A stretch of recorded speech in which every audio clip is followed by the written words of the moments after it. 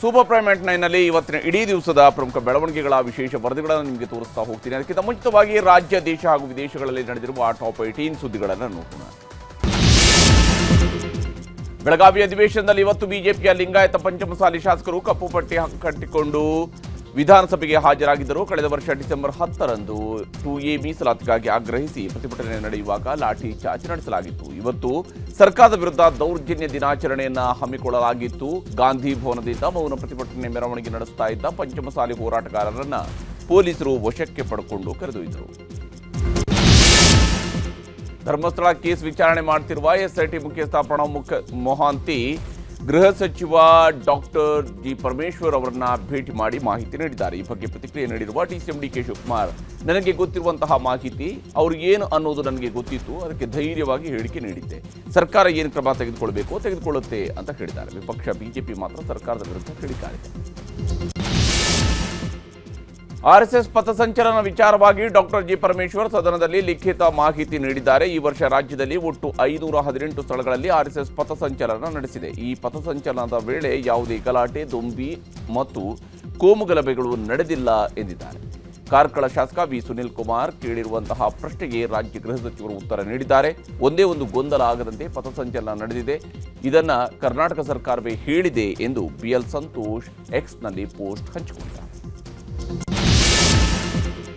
ಹುಬ್ಬಳ್ಳಿಯಲ್ಲಿ ಲೀಸ್ಗೆ ಪಡೆದ ಭೂಮಿ ವಾಪಸ್ ಕೊಡದ ಪ್ರಕರಣದಲ್ಲಿ ಕಾನೂನು ಸಚಿವ ಎಚ್.ಕೆ. ಪಾಟೀಲ್ ಅವರ ಬಗ್ಗೆ ಸುಪ್ರೀಂ ಕೋರ್ಟ್ ಅಸಮಾಧಾನ ವ್ಯಕ್ತಪಡಿಸಿದೆ. ಈ ಬಗ್ಗೆ ಪ್ರತಿಕ್ರಿಯೆ ನೀಡಿರುವಂತಹ ಕಾನೂನು ಸಚಿವ ಎಚ್.ಕೆ. ಪಾಟೀಲ್, 1960ರಲ್ಲಿ ಬುಳ್ಳಾ ಎಂಬುವರಿಂದ ಜಾಗ ಲೀಸ್ ತೆಗೆದುಕೊಂಡಿದ್ವಿ, ಲೀಸ್ ಅವಧಿ ಮುಗಿದಿದೆ, ನಿಮ್ಮದು ಲೀಸ್ ಮುಗಿದಿದೆ ಎಂದು ಕೋರ್ಟ್ನಲ್ಲಿ ಪ್ರಕರಣ ಇದ್ದು ಸುಪ್ರೀಂ ಕೋರ್ಟ್ವರೆಗೂ ಹೋಗಿತ್ತು. ಸಿವಿಲ್ ಕೋರ್ಟ್ನಲ್ಲಿ ಇತ್ಯರ್ಥ ಮಾಡಿಕೊಳ್ಳೋದಕ್ಕೆ ಸುಪ್ರೀಂ ಕೋರ್ಟ್ ಆದೇಶಿಸಿದೆ ಅಷ್ಟೇ ಅಂತ ಹೇಳಿದ್ದಾರೆ.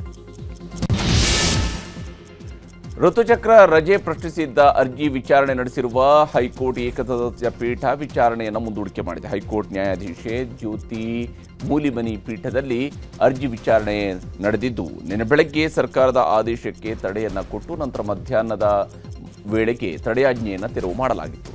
ಸರ್ಕಾರದ ಆಕ್ಷೇಪಣೆಗೆ ಪ್ರತ್ಯುತ್ತರ ದಾಖಲಿಸಲು ಅರ್ಜಿದಾರರ ಪರ ವಕೀಲ ಬಿಕೆ ಪ್ರಶಾಂತ್ಗೆ ನಿರ್ದೇಶಿಸಿರುವ ನ್ಯಾಯಾಲಯ ಜನವರಿ 20ರಂದು ಅರ್ಜಿ ವಿಚಾರಣೆಯನ್ನ ನಡೆಸುವುದಾಗಿ ವಿಚಾರಣೆಯನ್ನು ಮುಂದೂಡಿದೆ.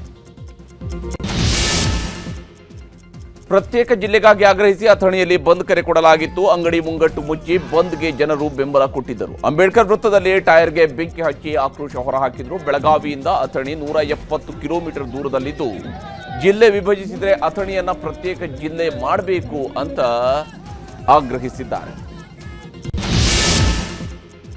ಪರಪ್ಪನ ಅಗ್ರಹಾರ ಜೈಲಿನಲ್ಲಿ ಸಹ ಕೈದಿಗಳ ಮೇಲೆ ದರ್ಶನ್ ಹಲ್ಲೆ ಮಾಡಿದ್ದಾರೆ ಎನ್ನಲಾಗಿತ್ತು. ಆದರೆ ಸಹ ಕೈದಿಗಳ ಮೇಲೆ ದರ್ಶನ್ ಹಲ್ಲೆ ಮಾಡಿಲ್ಲ ಅಂತ ತನಿಖಾ ವರದಿ ಸಲ್ಲಿಕೆಯಾಗಿದೆ. ಜೈಲಿನ ಸೂಪರಿಂಟೆಂಡೆಂಟ್ ಎಸ್ಪಿ ಅಂಶುಕುಮಾರ್ ಸತ್ಯಾಸತ್ಯತೆಯ ಬಗ್ಗೆ ತಿಳಿಯಲು ತನಿಖೆ ನಡೆಸಿದ್ರು. ಪ್ರಾಥಮಿಕ ರಿಪೋರ್ಟ್ ಕಾರಾಗೃಹ ಇಲಾಖೆ ಮುಖ್ಯಸ್ಥ ದಯಾನಂದ್ಗೆ ಸಲ್ಲಿಕೆಯಾಗಿದ್ದು, ಯಾವುದೇ ಹಲ್ಲೆ ಆಗಿಲ್ಲ ಅಂತ ವರದಿಯಲ್ಲಿ ಉಲ್ಲೇಖಿಸಲಾಗಿದೆ. ಇನ್ನು ಕೋರ್ಟ್ ಸೂಚನೆಯ ಮೇರೆಗೆ ದರ್ಶನ್ ಇರುವ ಸಿಲ್ಗೆ ಪ್ರತ್ಯೇಕ ಟಿವಿ ಕೊಡಲಾಗಿದೆ. ನಾಳೆ ದರ್ಶನ್ ಅಭಿನಯದ ಡೆವಿಲ್ ಚಿತ್ರ ರಾಜ್ಯಾದ್ಯಂತ ರಿಲೀಸ್ ಆಗ್ತಾ ಇದೆ. ಈಗಾಗಲೇ ಬಹುತೇಕ ಟಿಕೆಟ್ ಸೋಲ್ಡ್ ಔಟ್ ಆಗಿವೆ. 220 ಚಿತ್ರಮಂದಿರಗಳಲ್ಲಿ ಡೆವಿಲ್ ದರ್ಶನ ಆಗ್ತಾ ಇದೆ. ಬೆಂಗಳೂರಿನಲ್ಲಿ 90ಕ್ಕೂ ಹೆಚ್ಚು ಚಿತ್ರಮಂದಿರಗಳಲ್ಲಿ ಡೆವಿಲ್ ಬಿಡುಗಡೆ ಆಗ್ತಾ ಇದ್ದು, ಮಲ್ಟಿಪ್ಲೆಕ್ಸ್ಗಳು ಸೇರಿದಂತೆ 500ಕ್ಕೂ ಹೆಚ್ಚು ಸ್ಕ್ರೀನ್ಗಳಲ್ಲಿ ಡೆವಿಲ್ ಪ್ರದರ್ಶನ ಕಾಣ್ತಾ ಇದೆ. ವಿದೇಶಗಳಲ್ಲಿ ಒಂದು ವಾರ ತಡವಾಗಿ ರಿಲೀಸ್ ಆಗಲಿದೆ. ನಾಳೆ ಬೆಳಗ್ಗೆ 6:30 ಶೋಗೆ ವಿಜಯಲಕ್ಷ್ಮಿ ದರ್ಶನ್ ಅಭಿಮಾನಿಗಳ ಜೊತೆಗೆ ಚಿತ್ರ ವೀಕ್ಷಣೆಗೆ ತೆರಳಲಿದ್ದಾರೆ. ಮೈಸೂರು ಜಿಲ್ಲೆಯಲ್ಲಿ ನವೆಂಬರ್ 29ರಂದು ಸೆರೆ ಸಿಕ್ಕಿದ್ದ 4 ಹುಲಿಮರಿಗಳು ಸಾವಿಗೀಡಾಗಿವೆ. ಗೌಡನಕಟ್ಟೆ ಬಳಿ ಸೆರೆ ಸಿಕ್ಕಂತಹ ಹುಲಿಮರಿಗಳನ್ನು ಕೂರ್ಗಳ್ಳಿ ಪುನರ್ವಸತಿ ಕೇಂದ್ರದಲ್ಲಿ ಇರಿಸಲಾಗಿತ್ತು. 4 ದಿನಗಳ ಅಂತರದಲ್ಲಿ ಎಲ್ಲಾ ಮರಿಗಳು ಸಾವಿಗೀಡಾಗಿತ್ತು. ಸಾವಿಗೆ ನಿಖರ ಕಾರಣ ತಿಳಿದು ಬಂದಿಲ್ಲ. ಪಶುವೈದ್ಯರು ಸಾವನ್ನಪ್ಪಿರುವ ಹುಲಿಮರಿಗಳ ಮರಣೋತ್ತರ ಪರೀಕ್ಷೆ ನಡೆಸಿದ್ದಾರೆ. ಹುಲಿಮರಿಗಳ ಅಂಗಾಂಗಗಳನ್ನು ಪ್ರಯೋಗಾಲಯಕ್ಕೆ ರವಾನೆ ಮಾಡಲಾಗಿದೆ. ಮೈಸೂರು ವಸ್ತು ಪ್ರದರ್ಶನ ಜಾಗದಲ್ಲಿ ದೇಶಿ ಉತ್ಪನ್ನಗಳ ಮಾರುಕಟ್ಟೆ ಹಾಗೂ ಕರಕುಶಲ ಕರ್ಮಿಗಳ ಉದ್ಯೋಗ ನೀಡುವ ನಿಟ್ಟಿನಲ್ಲಿ ಯುನಿಟಿ ಮಾಲ್ ನಿರ್ಮಾಣ ಮಾಡೋದಕ್ಕೆ ಅಡಿಗಲ್ಲು ಹಾಕಲಾಗಿದೆ. ಕೇಂದ್ರ ಸರ್ಕಾರದ ಮೇಕ್ ಇನ್ ಇಂಡಿಯಾ ಅಡಿಯಲ್ಲಿ 193 ಕೋಟಿ ರೂಪಾಯಿಗಳ ಯೋಜನೆಗೆ ಸ್ವತಃ ಮೈಸೂರು ಕೊಡಗು ಸಂಸದ ಯದುವೀರ್ ಒಡೆಯರ್ ಅಡಿಗಲ್ಲು ಹಾಕಿ ಪೂಜೆಯನ್ನು ನೆರವೇರಿಸಿದರು.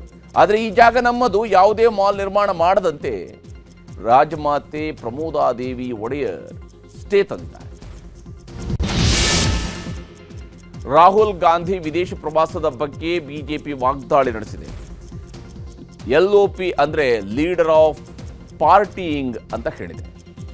ರಾಹುಲ್ ಡಿಸೆಂಬರ್ 15ರಿಂದ 20ರ ತನಕ ಜರ್ಮನಿ ಪ್ರವಾಸ ಕೈಗೊಂಡಿದ್ದು ಬಿಜೆಪಿ ಕೆಂಗಣಿಗೆ ಗುರಿಯಾಗಿದೆ. ಆದರೆ ಕಾಂಗ್ರೆಸ್ ನಾಯಕಿ ಪ್ರಿಯಾಂಕಾ ಗಾಂಧಿ ವಾಡ್ರಾ ಇದನ್ನು ಸಮರ್ಥನೆ ಮಾಡಿಕೊಂಡಿದ್ದು, ಪ್ರಧಾನಿ ಮೋದಿ ಕೆಲಸ ಮಾಡುವ ಅರ್ಧ ಭಾಗ ವಿದೇಶದಲ್ಲಿ ಕಳೀತಾರೆ, ಆದರೆ ವಿರೋಧ ಪಕ್ಷದ ನಾಯಕರನ್ನ ಯಾಕೆ ಪ್ರಶ್ನಿಸುತ್ತಿದ್ದಾರೆ ಅಂತ ಕೇಳಿದ್ದಾರೆ. ಭಾರತದಲ್ಲಿ ಆಚರಣೆ ಮಾಡುವ ದೀಪಾವಳಿ ಹಬ್ಬ ಯುನೆಸ್ಕೋ ಪಟ್ಟಿಗೆ ಸೇರ್ಪಡೆಯಾಗಿದೆ. 2025ರ ಪಟ್ಟಿ ಬಿಡುಗಡೆಯಾಗಿದ್ದು ದೀಪಾವಳಿ ಸ್ಥಾನವನ್ನು ಪಡ್ಕೊಂಡಿದೆ. ಅಮೂರ್ತ ಸಾಂಸ್ಕೃತಿಕ ಪರಂಪರೆ ಪಟ್ಟಿಗೆ ಸೇರ್ಪಡೆ ಮಾಡಲಾಗಿದ್ದು ವಿಶ್ವದಾದ್ಯಂತ ಇರುವ ಭಾರತೀಯರಿಗೆ ರೋಮಾಂಚನಕಾರಿ ಸಂಗತಿ ಎಂದು ಪ್ರಧಾನಿ ಮೋದಿ ಸಂತಸ ವ್ಯಕ್ತಪಡಿಸಿದ್ದಾರೆ. ರೆಡ್ ಫೋರ್ಟ್ನಲ್ಲಿ ನಡೆದಂತಹ ಕಾರ್ಯಕ್ರಮದಲ್ಲಿ ಯುನೆಸ್ಕೋ ಪ್ರತಿನಿಧಿಗಳು, ಕೇಂದ್ರ ಸಂಸ್ಕೃತಿ ಮತ್ತು ಪ್ರವಾಸೋದ್ಯಮ ಸಚಿವ ಗಜೇಂದ್ರ ಸಿಂಗ್ ಶೇಖಾವತ್ ಭಾಗಿಯಾಗಿದ್ದರು. ಗುಜರಾತ್ನ ರಾಜ್ಕೋಟ್ನಲ್ಲಿ ಅಮಾನವೀಯ ಘಟನೆಯೊಂದು ನಡೆದಿದೆ. 7 ವರ್ಷದ ಪುಟ್ಟ ಬಾಲಕಿಯೊಬ್ಬಳ ಮೇಲೆ ಕಾಮುಕನೊಬ್ಬ ಅತ್ಯಾಚಾರ ನಡೆಸಿದ್ದಾನೆ. ಡಿಸೆಂಬರ್ 4ರಂದು ನಡೆದಿರುವಂತಹ ಘಟನೆ ತಡವಾಗಿ ಬೆಳಕಿಗೆ ಬಂದಿದೆ. ಬಾಲಕಿಯನ್ನು ಅಪಹರಿಸಿ ಅತ್ಯಾಚಾರ ಮಾಡಿದ್ದಲ್ಲದೆ ಬಾಲಕಿಯ ಗುಪ್ತಾಂಗಕ್ಕೆ ಕಬ್ಬಿಣದ ರಾಡ್ ಹಾಕಿ ವಿಕೃತಿ ಮೆರೆದಿದ್ದಾನೆ. ಪೊಲೀಸರು ಮಧ್ಯಪ್ರದೇಶ ಮೂಲದ ಆರೋಪಿಯನ್ನು ಬಂಧಿಸಿದ್ದಾರೆ. ಗೋವಾ ನೈಟ್ ಕ್ಲಬ್ ಅಗ್ನಿ ದುರಂತದಲ್ಲಿ 25 ಜನರು ಸಾವಿಗೀಡಾಗಿದ್ದಾರೆ. ಆ ಬಳಿಕ ನೈಟ್ ಕ್ಲಬ್ ಮಾಲೀಕರು ಥಾಯ್ಲೆಂಡ್ಗೆ ಪರಾರಿಯಾಗಿದ್ದು ನಿರೀಕ್ಷಣಾ ಜಾಮೀನು ಮೊರೆ ಹೋಗಿದ್ದಾರೆ. ಆದರೆ ಲೂಥ್ರಾ ಸಹೋದರರ ನಿರೀಕ್ಷಣಾ ಜಾಮೀನನ್ನು ದೆಹಲಿ ಕೋರ್ಟ್ ತಡೆ ಹಿಡಿದಿದ್ದು ನಾಳೆ ಅಂತಿಮ ತೀರ್ಮಾನ ತೆಗೆದುಕೊಳ್ಳುವ ಸಾಧ್ಯತೆ ಇದೆ. ನಾವು ಓಡಿ ಹೋಗಿಲ್ಲ, ಕೆಲಸದ ಮೇಲೆ ಬಂದಿದ್ದು 4 ವಾರಗಳ ಕಾಲಾವಕಾಶ ಕೊಡುವಂತೆ ಕೋರಿದ್ದಾರೆ. ಮಹಾರಾಷ್ಟ್ರ ಚಳಿಗಾಲದ ಅಧಿವೇಶನದಲ್ಲಿ ಭಾಗಿಯಾಗಲು ಶಾಸಕ ಶರದ್ ಸೋನೆವಾನೆ ಚಿರತೆ ವೇಷದಲ್ಲಿ ಭಾಗಿಯಾಗಿದ್ದರು. ಮಹಾರಾಷ್ಟ್ರದಲ್ಲಿ ಚಿರತೆ ದಾಳಿಗಳು ಹೆಚ್ಚಾಗಿರುವುದನ್ನು ಖಂಡಿಸಿ ಸರ್ಕಾರದ ಗಮನ ಸೆಳೆಯಲು ಚಿರತೆಯ ವೇಷ ಹಾಕಿ ಬಂದಿದ್ದರು. ಜುನ್ನರ್ ಕ್ಷೇತ್ರದಿಂದ ಮೊದಲ ಬಾರಿಗೆ ಆಯ್ಕೆಯಾಗಿ ಬಂದಿರುವ ಶಿವಸೇನೆಯ ಶಾಸಕ ಚಿರತೆ ದಾಳಿ ತಪ್ಪಿಸುವಂತೆ ಆಗ್ರಹಿಸಿದ್ದಾರೆ. ಮೆಹುಲ್ ಚೋಕ್ಸಿ ಭಾರತ ಹಸ್ತಾಂತರ ಮಾಡಬಾರದು ಅನ್ನೋ ಅರ್ಜಿಯನ್ನು ಬೆಲ್ಜಿಯಂ ಸುಪ್ರೀಂ ಕೋರ್ಟ್ ವಜಾ ಮಾಡಿದೆ. ಭಾರತದಲ್ಲಿ 13,000 ಕೋಟಿ ರೂಪಾಯಿಗಳನ್ನು ವಂಚಿಸಿ ವಿದೇಶಕ್ಕೆ ಪರಾರಿಯಾಗಿರುವ ವಜ್ರ ವ್ಯಾಪಾರಿ ಮೆಹುಲ್ ಚೋಕ್ಸಿಗೆ ಬೆಲ್ಜಿಯಂ ಸುಪ್ರೀಂ ಕೋರ್ಟ್ನಲ್ಲಿ ಭಾರಿ ಹಿನ್ನಡೆಯಾಗಿದೆ. ಭಾರತಕ್ಕೆ ಹಸ್ತಾಂತರ ಮಾಡದಂತೆ ತಡೆ ಕೋರಿ ಸಲ್ಲಿಸಿದಂತಹ ಅರ್ಜಿಯನ್ನು ಕೋರ್ಟ್ ವಜಾ ಮಾಡಿದೆ. ಈ ಮೂಲಕ ಮೆಹುಲ್ ಚೋಕ್ಸಿಯನ್ನು ಭಾರತಕ್ಕೆ ಕರೆತರುವ ಪ್ರಯತ್ನಕ್ಕೆ ಮೇಲುಗೈ ಸಿಕ್ಕಿದೆ. ಫಿಲಿಪೈನ್ಸ್ನ ಮಂಡ್ಯೂ ನಗರದಲ್ಲಿ ಅಗ್ನಿ ಅನಾಹುತ ನಡೆದಿದೆ. ಮನೆಗಳಿಗೆ ಬೆಂಕಿ ಬಿದ್ದ ಕೂಡಲೇ ದಟ್ಟ ಹೊಗೆ ಆವರಿಸಿದ್ದು ಕೂಡಲೇ ಸ್ಥಳಕ್ಕೆ ಅಗ್ನಿಶಾಮಕ ಸಿಬ್ಬಂದಿ ಬಂದು ರಕ್ಷಣಾ ಕಾರ್ಯಾಚರಣೆ ಮಾಡಿದ್ದಾರೆ. ವಿಶೇಷ ಏನಂದರೆ ಮಹಿಳೆಯರ ರಕ್ಷಣೆಗೆ ಅಗ್ನಿಶಾಮಕ ಸಿಬ್ಬಂದಿ ಮುಂದಾದ ವೇಳೆ ಮಹಿಳೆ ತನ್ನ ಮುದ್ದಿನ ನಾಯಿಗಳನ್ನು ಮೊದಲು ರಕ್ಷಣೆ ಮಾಡಿದ್ದಾರೆ, ನಂತರವೇ ತಾನು ಹಿಡಿದು ಬಂದಿದ್ದಾರೆ. ಈ ವಿಡಿಯೋ ಈಗ ವೈರಲ್ ಆಗಿದೆ.